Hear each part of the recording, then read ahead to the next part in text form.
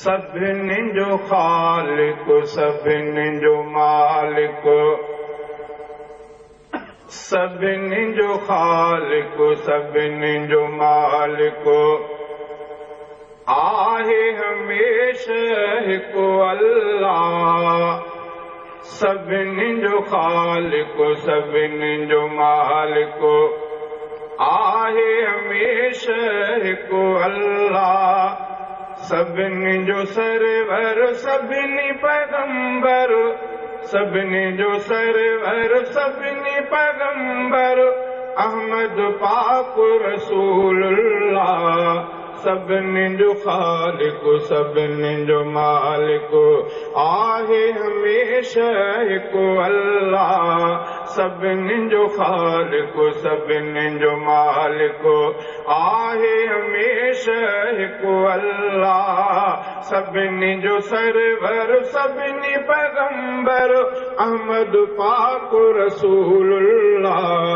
सभिनी जो ख़ालिक सभिनी जो मालिक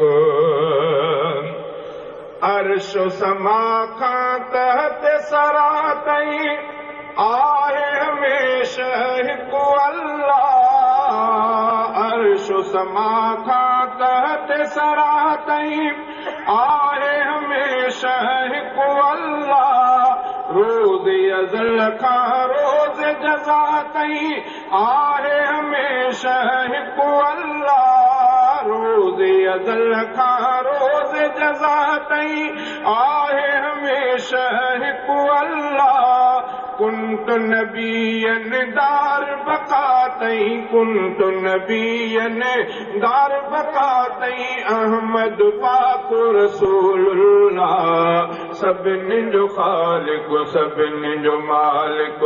आहे हमेशा हिकु अल्लाह सभिनी जो ख़ालिक सभिनी जो मालिक आहे हमेशा हिकु अल्लाह सभिनी जो सरवर सभिनी पैगंबर अहमद पाक रसूलुल्लाह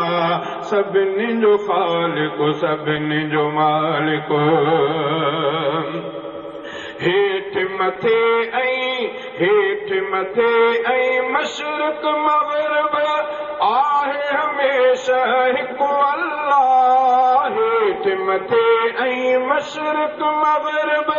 आहे हमेशा हिकु अल्लाह शिमाल जुनूब अरब अजम आहे हमेशा हिकु अल्लाह शिमाल जुनूब अरब अजम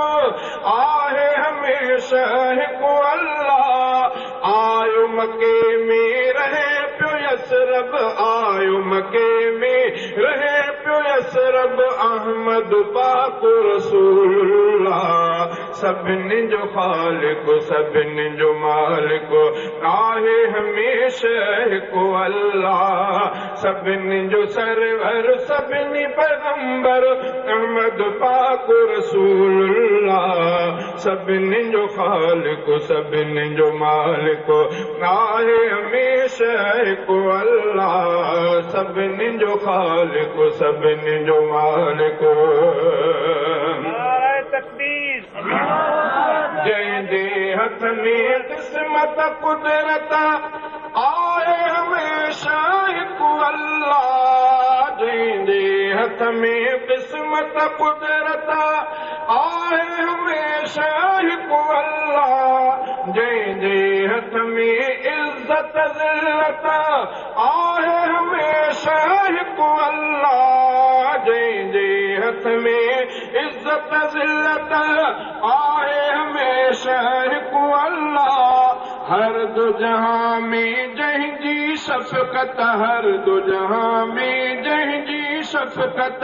अहमद पाक रसूलुल्लाह सभिनी जो ख़ालिक सभिनी जो मालिक